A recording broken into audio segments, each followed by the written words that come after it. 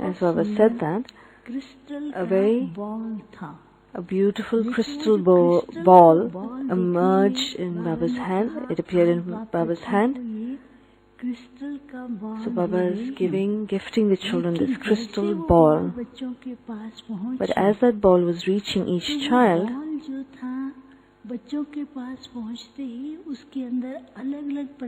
as it reached the child, the light within that was changing, sometimes dark, sometimes light colors, so that form was changing. So Baba explained, Baba is giving the children such a crystal for the new year. It is a crystal of clarity, of purity and royalty.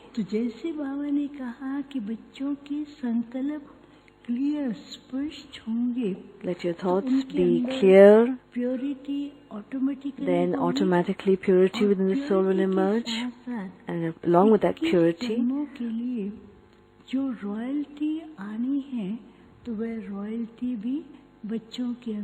will experience also the royalty that you're going to see for the next 21 births. So Baba then said, did you see what this crystal is? I said, Baba, this looks like a crystal. It just looks like a crystal. So Baba explained, in the world, people, science creates so many new inventions, but this crystal represents the special instrument of silence. So through this instrument of silence, you are able to check yourself, how much clarity I have within the soul, how much cleanliness I have within the soul, how much do I have a clear connection with the Father. And through that, you can increase your percentage of purity of the soul, and as purity increases, then more and more royalty will emerge.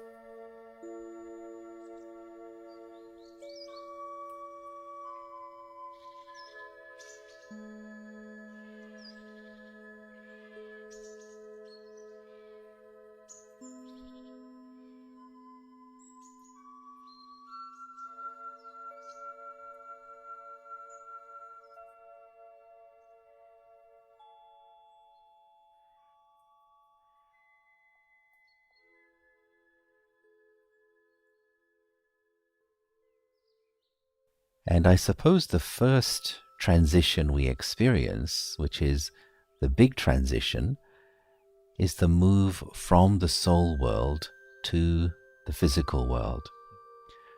So coming from a region of complete silence, complete stillness, into a world where we have expression and we have experience. Coming from a place where we are in the incorporeal form, taking a physical body, and for the very first time experiencing the world, the physical world, through sense perceptions. So just imagine, just recall what that experience was like. Coming from a sea of silence and then landing into a fetus in a womb. And then as the physical body is born, for the very first time looking through eyes and also hearing through ears, and of course taste, touch and smell. But just recall, just think of that very first experience when I, the soul, would look through physical eyes of this body costume. And just imagine what would be the drishti of your very first parents in the entire cycle. So let's say, for example, your very first parents were Lakshmi and Narayan, Lakshmi Narayan the first. So just imagine how clean, how pure their drishti would have been towards you. Such a clean feeling of welcome. So pure, so divine, no attachment from the parents, no sense of clinginess, no sense of possessiveness or ownership over you. How clean that drishti was, how inviting it was, and how easy it was to simply to slip into that body and become part of the family. So such a beautiful way to transition from the world of silence into the world of matter.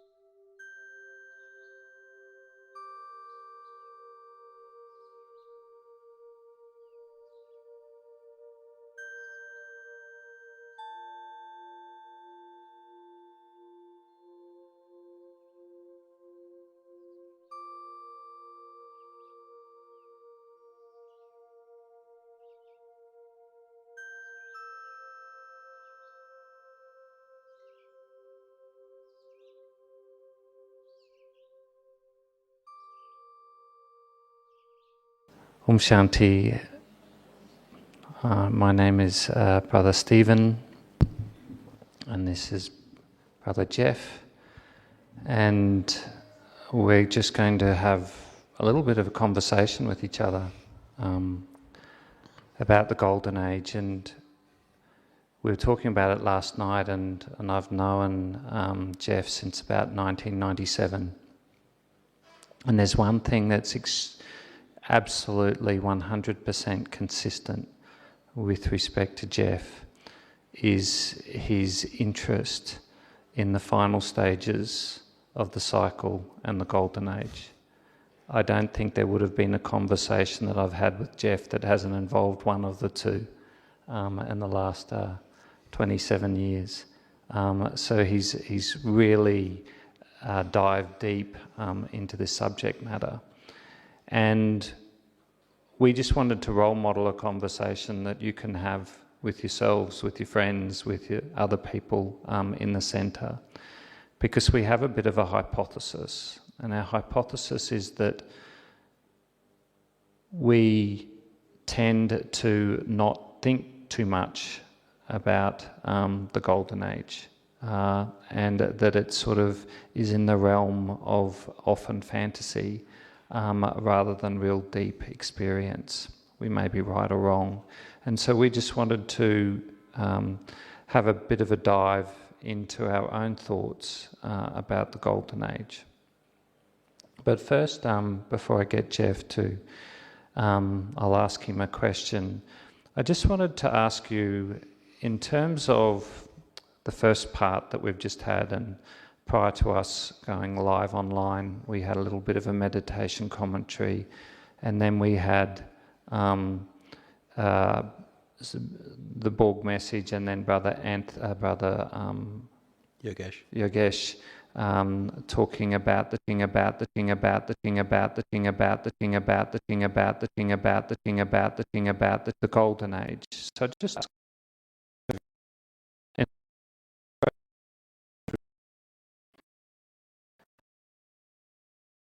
experiencing what he was saying in terms of having that drishti of your first parent looking into your eyes. 0% means you had no experience and it was just words. 100% it was absolute real. 50% something. So I just want you to think of a number between 0 and 100%. Just waiting for translation to catch up. So everybody's got a number? Everybody has a number? Okay. So of those of you who were between 100 and 50%, please raise your hand. Okay. And for those of you who were between 50 and 0%, please raise your hand. Okay. About half and a half. That's something for us to play with, Geoff. Yeah, so about half and half. So that's the reason why we wanted to have this conversation, so that we could make that a little bit more above the 50% and a little bit more real, and a real emerging your sanskars around that. So my first question for you, Geoff, as I said, you've been passionate about this. What's been your reason? What has been your drive behind really wanting to know more about the Golden Age? What's kept you really interested in this subject matter? I guess for me, I mean, as a kid, this is my personal experience. As a kid, I dived heavily into science fiction and fantasy stories, So as a kid, you read a lot. Well, I did anyway. So I carried that over when I came into Gyan, but it was more of a technical side, and I wanted to know, because I always felt I had this memory of a world, which is why I read science fiction and fantasy, because the Golden Age is like a combination of both. There's science there, we have flying machines, we get around, plus we have these huge buildings, palaces, beautiful nature, like we're friends with the animals, it's a paradise. So it's like this combination between a fantasy and science fiction sort of utopia, as they say. So I read stories before Gyan, especially as a kid and before Gyan, and even sometimes in Gyan about, this merging of these two worlds, this paradise plus the science side of it, So I was in the military, so I did electronics, so I did the science and the technical side of sort of like living. And as a kid, I did the art side. So when I was growing up, I was into drawing and art. So for me, merging the two, when I came into Gyan, I always wondered, for me, why I came into Gyan is I had this question about the world, where the world was going. Science was there, but the relationships in the world and the world itself was quite a difficult place to live. Anyway, I was quite young. So I got introduced to Baba, and then of course, it doesn't happen for everyone, but for me a lot of memories came back because I was thinking about, obviously, a pure world before Gyan, otherwise I wouldn't be reading these books trying to find this environment, this world that I could relate to, sort of, especially as a kid. And then coming into Gyan, you're told that, the world used to be like that, it wasn't exactly like the stories I read. But so I often wondered about, after that, about the everyday life in the Golden Age, because we see some of the pictures, they're all of palaces, like big palaces, and the princes and princesses and things like that. And there's not a lot of pictures around of sort of like everyday things in the Golden Age, There's no paintings or pictures of markets, or because we have a city there. We have palaces, but there's also a city. Baba says, the city of angels besides the river, the banks of the Jamna. So there's a city there. So there must be boulevards and there must be other things. And Dadi Gulzar, in her, one class, when she had a vision of the Golden Age, she saw public vemans, so there are vemans to take the public around, so not everyone owns a veman in the Golden Age, which is probably a relief, I don't know, considering some of the drivers here in this world. But anyway, so there's this aspect of the Golden Age I was always interested in, about the operation of the Golden Age and the day-to-day living, what it's like in the city, what it's like day-to-day. Because, for me, I would think about, just mundane things. Okay, you've got furniture makers, you've got builders, because you have to build palaces. You've got miners, because the gold has to be mined.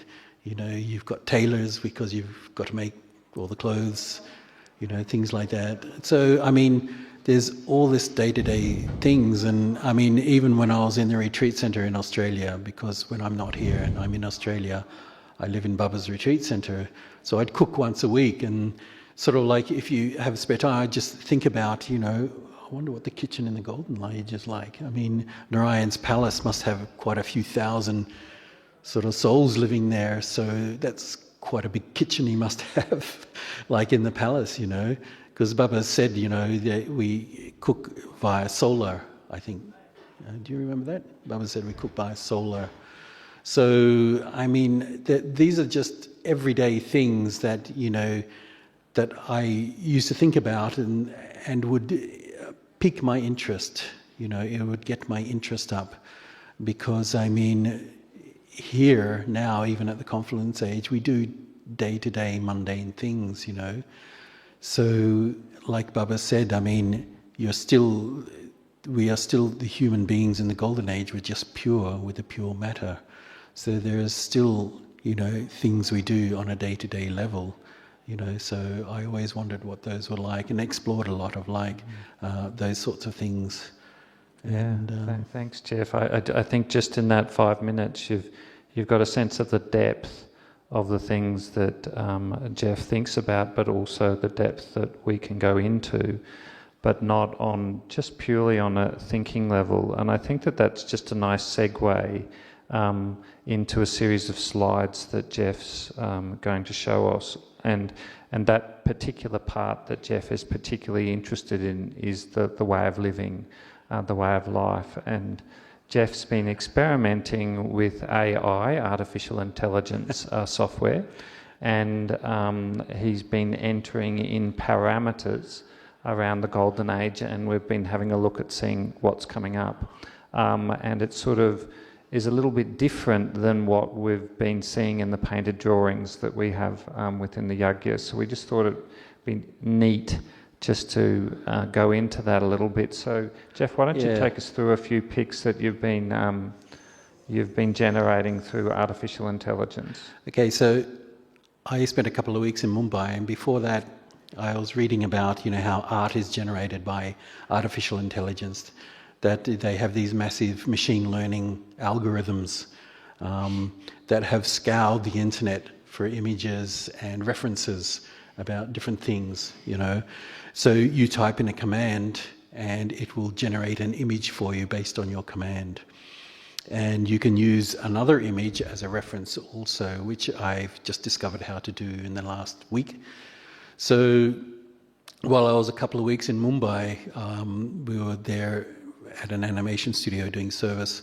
In the spare time, I opened up an account for this AI and started generating images. I was just experimenting, and it was actually, I must admit, it was good fun to experiment, because Baba says to experiment in yoga, experiment for new types of service, experiment this because it keeps your interest up, read different things. So I started generating a lot of images. So these are just a bare few, and it's just a bit of fun. Don't take them literally. It's not how it looks in the Golden Age. In fact, we don't know how the Golden Age looks. I mean, early on, when I came to Baba in my first 2 years, I had many visions. So I had 3 visions of the Golden Age. And if you were to ask me, but my first vision, say, for example, I was in a palace, I was looking at the columns and the arches, then I saw a girl putting a tray of flowers on the table. So this was the vision. If you were to ask me, what was the design of the table or what was the design of the column, I couldn't tell you. I wasn't looking at the details. I was looking at I was getting the feeling, and there was a lesson in there. I could see the soul of that sister putting the tray of flowers on the table. I could literally see the soul. So I wasn't looking at physical details. So I couldn't really duplicate or replicate what I saw. I just know what I saw because Baba gives you the vision. He implants it in your mind. So this is just a bit of fun, like this image here. It's just, okay, where do we bathe in the Golden Age? Do we bathe in the rivers? Baba says we swim in the rivers, but is it a bath? Do we bathe? Do we need to bathe in the Golden Age? So this is an interesting question. Do we have like a bathhouse? Most palaces have a bathhouse, sort of like, there's a bathhouse for everyone to use, and there's a royal bathhouse. So anyway, these are many different things I typed in to get like bedrooms, dining rooms, what would that be like in gold and all of that sort of stuff. So this is a bit of fun. So don't take it literally, these pictures, please. So this is just an image of a palace bathhouse, the first one. Can you see that up on the screen? Yeah. So like that, there's another one. You can type in the same command and it will give different images each command. No two are the same unless you really specify. So this one, what the AI does really well is design and environments. I must admit I was very impressed with its design and environments. It has a good AI imagination. So I just kept typing in different things, like there's another one. This is the same command typed in, so it gave me different things. There's slight changes in words, golden palace, golden columns, fine detail, things like that you would type in. So you would get these, morning sun would get a different picture, things like that. So these are some of the environments that would, to get your imagination going really about what the Golden Age is like and some of the environments. So this is like another, maybe a swimming pool or a bathhouse in your palace or your home. Baba says even the lowest subject in the Golden Age has land the size of Mount Abu. So Mount Abu is like, 40 kilometers long, I think, or 20 kilometers, 25, 30 kilometers long. So that's a lot of land and a very big house. So there's another thing. Some of the designs are quite interesting. I mean, please don't take it again literally. They're just interesting, I think. So again, you type in gold buildings with fantastic designs, or things like that. So with lotus flowers and these designs that come up are quite interesting. So all the fine detail. So there'll be a lot of fine detail, I think, in the Golden Age, personally, because when you do research on gold is very, very malleable. You can crush gold and fold it and crush it and fold it and crush it and fold it unlimited times. It will never break or split. The molecular structure of gold is such, which is one of the reasons why it's highly prized, is because you can squish it, fold it, squish it, and it keeps its integrity. Its molecular integrity. So it's a fantastic sort of like metal. So there's a bedroom. Someone asked me, about a bedroom. So I thought, oh, well, why not? What do bedrooms look like? We don't know, actually. But I've always wondered what a bedroom in the Golden Age would look like. We have to sleep, at some time, even if it's just for a few hours. So what of our bedrooms sort of look like? This is a bit of a cross between, I'm not sure. There's another one on this monitor. They look a bit dark. I'm not sure what they're like on your monitor, but they're much lighter. So there's lots of gold. And one of the things I got a surprise with, one Murli actually, was one Murli. Baba mentioned that in one Murli, this is many years ago, about maybe 3 or 4 years ago, that the doors in the Golden Age will be highly decorated or very detailed. And it just blew me away. I never thought about there are doors in the Golden Age. I never thought are there doors in the Golden? Why do you need a door? Things like that. I mean, it just surprised me that Baba mentioned the doors in the Golden Age. So, I mean, I never actually thought about that. Geoff, we might just stop there for a minute. And I just invite you just to absorb what you've been listening to so far and what you've been watching.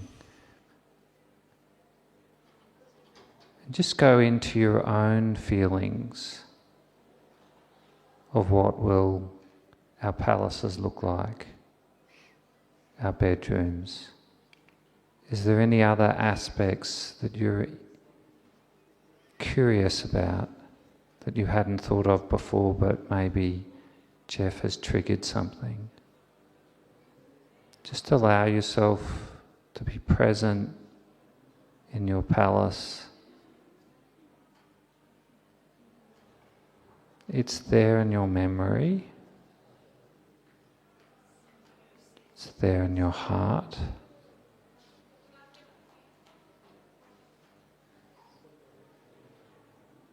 Just allow these images to stir your feelings, to stir your memories.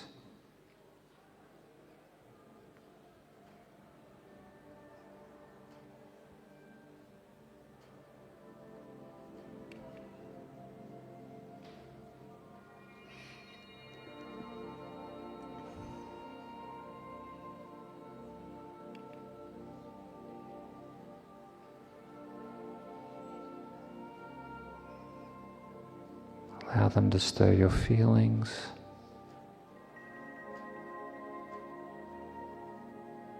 Krishna's flute.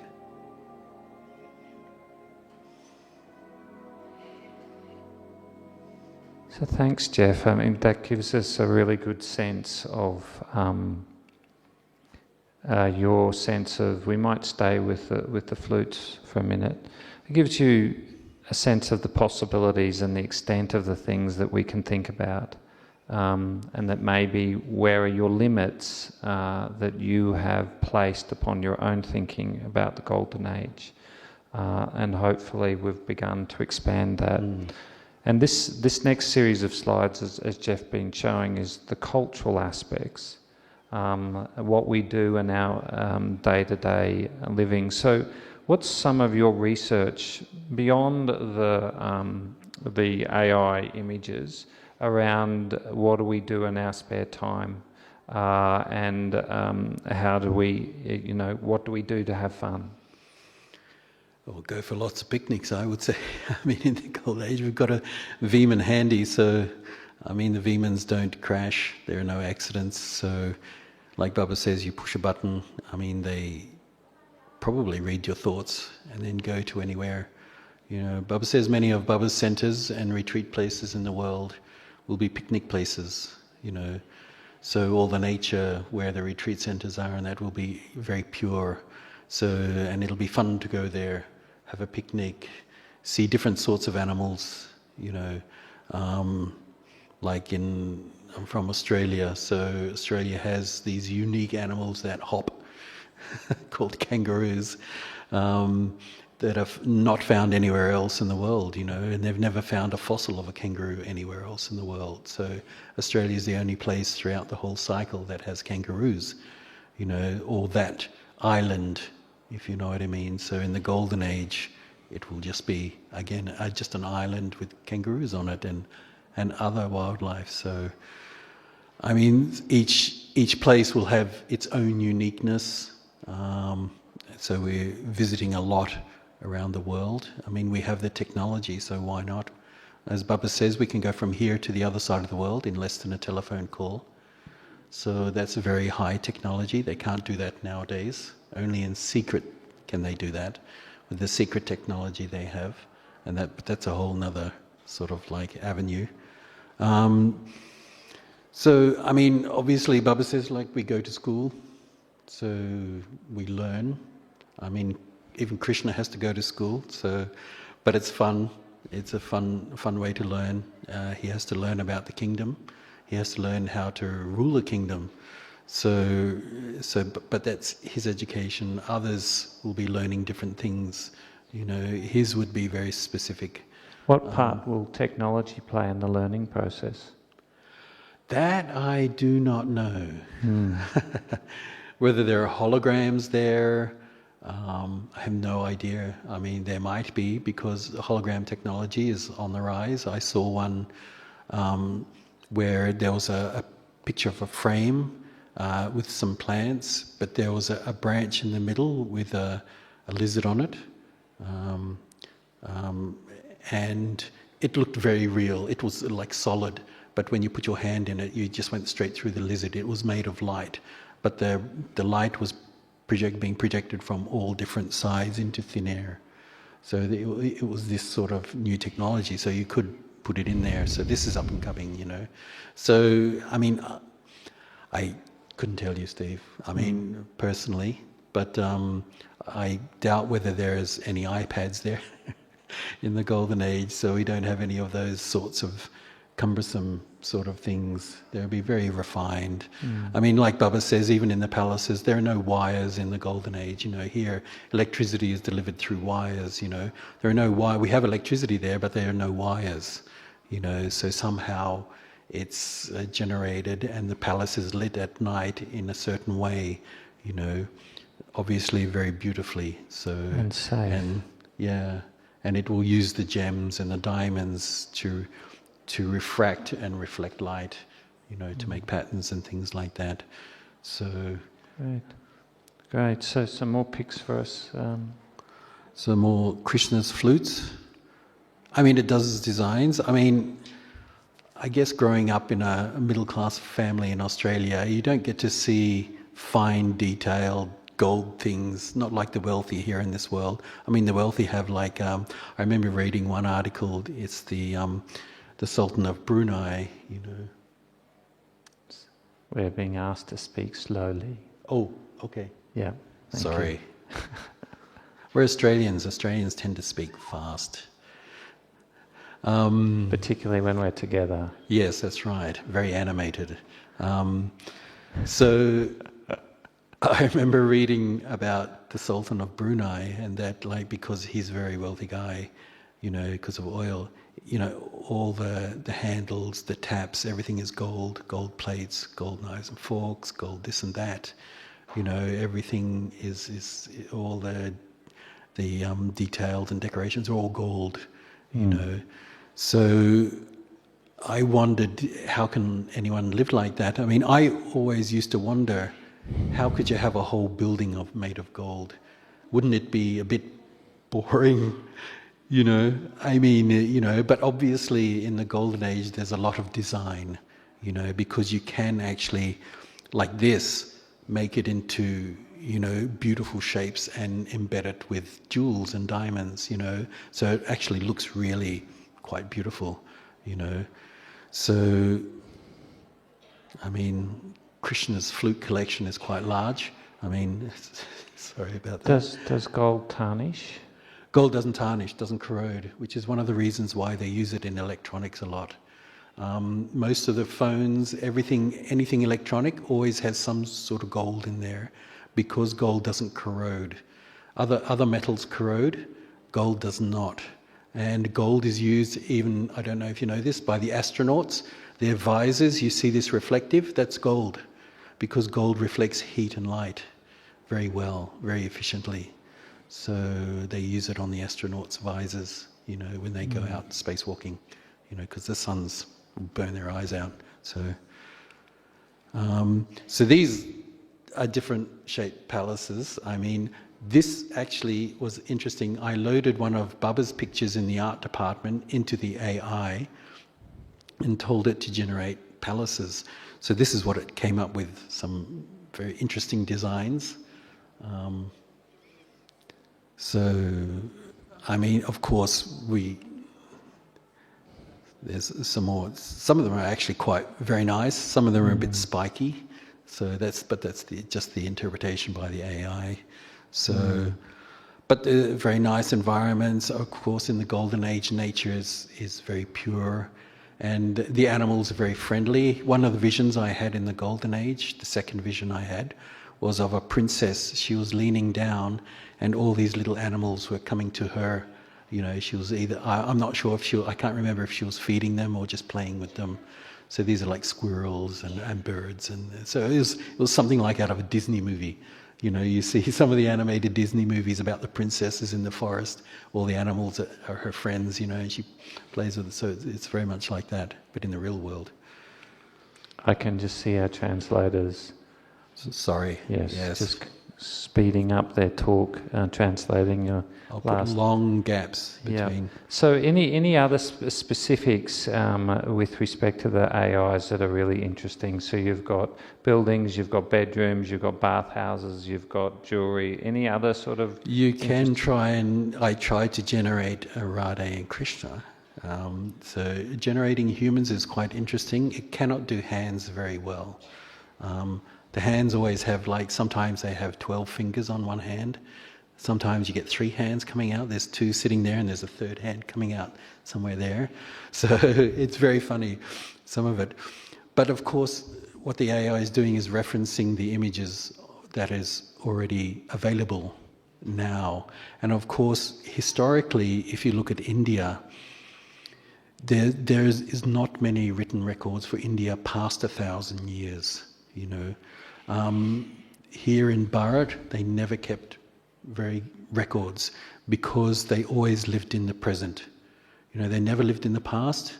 Well, I can't say that because they've written the Ramayana and the Mahabharata, and these are memories of the past, but and fantastical stories. But they never, like the Europeans or the Romans, recorded intricately what they did on a day-to-day level, or you know, or kept. And of course, when the different people came from outside, of course, many buildings were destroyed, whole cities were destroyed.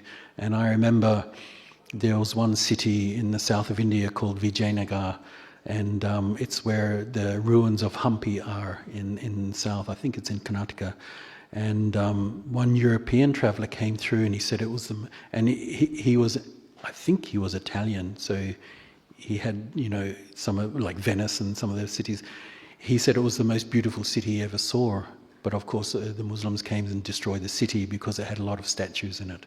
So, so that sort of thing. So a lot of the history is lost here in Bharat, you know. So even I think the British took more than 100 years, nearly 200 years, to try and piece together the history of Bharat, you know, because it was fragmented. There was only fragments around, you know, that they could actually go by, you know. And we know that it's not accurate anyway, this world's interpretation of history. Yes, of course we know, because the cycle's only 5,000 years. So, but anyway, here we are, some more sort of architecture, sitting rooms. Someone asked what we have a sitting rooms, we would sit and chat. But I mean, these are some of the palaces. I tried to get big palaces because one of the visions, the third Golden Age vision I had, I was standing on a hill looking over a palace. And what really, not shocked, but surprised me was how big it was. I mean, it was sprawling. There's this word in English called sprawling, which means it just goes on, you know. So when I was standing on this hill looking at this palace was huge. It went on for ages. But it wasn't just one building. There were courtyards and gardens and, you know, gazebos and, you know, things like that all in. But it was a massive palace. And very early on in the 80s, we had a class by a daddy called Devi Daddy. I think it was Devta Daddy or Devi Daddy. And she gave a class on the coronation of Lakshmi and Narayan. She had seen in trance from the very start to the very end of the coronation of Lakshmi and Narayan. So it was really, really interesting sort of class. I often wondered if they've got a digital copy of it or if it's recorded anywhere. But at the end of that class, she said that Narayan's palace was 300 kilometers long. And I was like, what? You know, how is it possible, you know? So I went and asked Shiluben, and she said that's his personal estate. It's not just the building, you know. So his building would be not that big. So anyway, because it would be, I don't know, what would you fill the space with, you know? So when I tried to make the AI do a large palace, it just, of course, its references to Indian architecture are the Taj Mahal and very little other places, you know, which are all, by Golden Age standards, very small, you know. So, but there's a big sort of like courtyard style sort of that came up after just a description of a gold palace courtyard, sort of, you know, with the fountains and things. So there's some designs. It gives you, when you type in your command, it gives you 4 different images. So these are the 4 different images of golden palaces in lots of trees and city streets. So, Geoff, we might call it a day with respect to the pictures, and Yep. But I wanted to get a sense of the feeling from the audience in terms of how today's session has helped you maybe think a little bit more expansively, or give you a list of things to explore in your own curiosity. So if you could just raise your hands if you feel like you've got something more to think about in the Golden Age, with respect to the Golden Age. So we've got 2 people. Two okay, people, that's good. 3. Translation's still coming through. 0. Okay, great. So we're going There's to... Krishna. Oh, Yep. yeah, these aren't. The figures and what they draw on with respect to those pictures. Because it's referencing Kali Yuga, huh? So when it references Kali Yuga, I mean, this I tried a bit of a cartoon type. This is Aladdin, using Aladdin style. I don't know if anyone's seen the animated film Aladdin as you were kids. So this is that style, but it does do nice designs. These are Vemans. Some swan Vemans I typed in to see what it's like, a gold swan-shaped flying machine, you know, called a Veman. So some of the designs are quite fantastical. Some look like dragons. Some do look like a little bit of sort of like stylized swans. But they're all quite fantastical, sort of like, you know. Great. Yeah. So, All right, thanks, Geoff.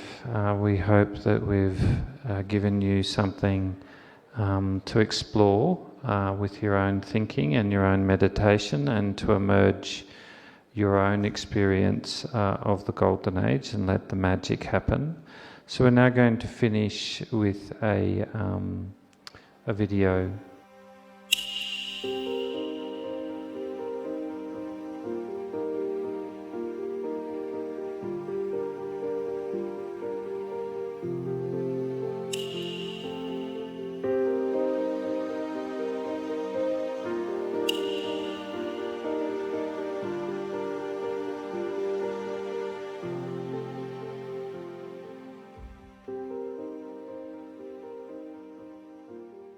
What about my relationship with the body? I'm naturally soul conscious without even knowing what the soul is. I look through the windows of the eyes, I listen through the windows of the ears, an innocent visitor to a house which is not me. My hands and my feet are just physical extensions of my being. No action is wasted. So all of the organs are working perfectly together. There's no pain, no discomfort. The body itself is extremely light, almost translucent.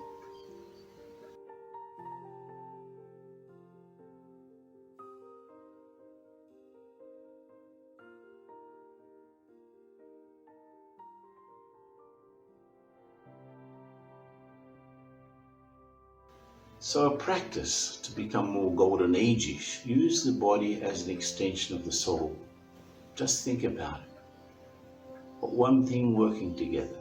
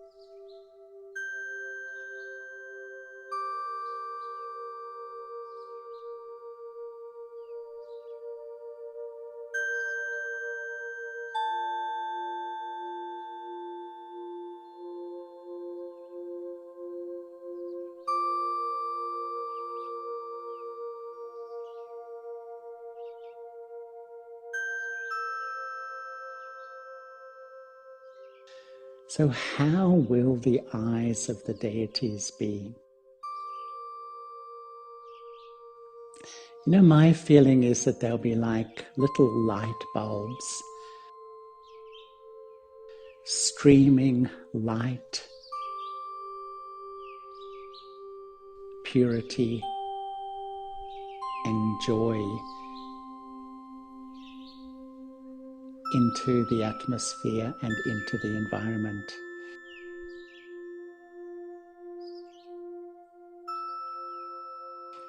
We won't be able to see that light, but we feel that light. And it's almost like the eyes will sparkle and the eyes will dance. And as the eyes sparkle and dance, they're just filling the whole of this material world with those vibrations of purity, peace, love, and happiness.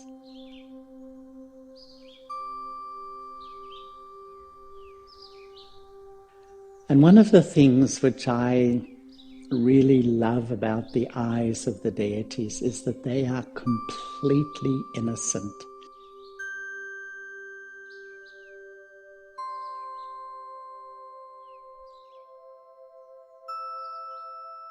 You know, sometimes I think there's nothing more attractive than innocence.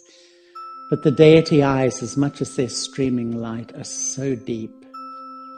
You can look into those eyes and just go so deep, deep, deep.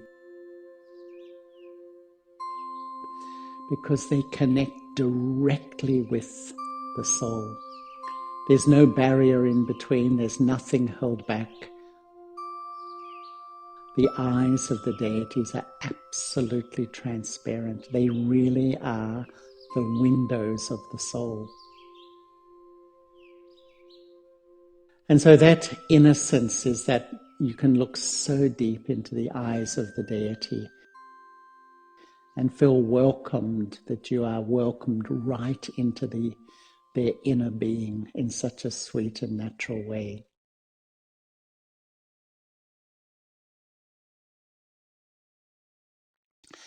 But also I feel the eyes are the way we communicate. They're not through words. It actually will be through our eyes that we speak to each other. All the feelings and beauty of life will be expressed through your eyes, and everyone will understand. So the vibrations from the eyes, the drishti from the eyes will convey exactly what sort of person I am and my specialties and my beauty. And the vehicle of that communication obviously is our drishti. And the drishti of the deity soul through the eyes are the expression, the eyes will dance, the eyes will sparkle, the eyes will glow.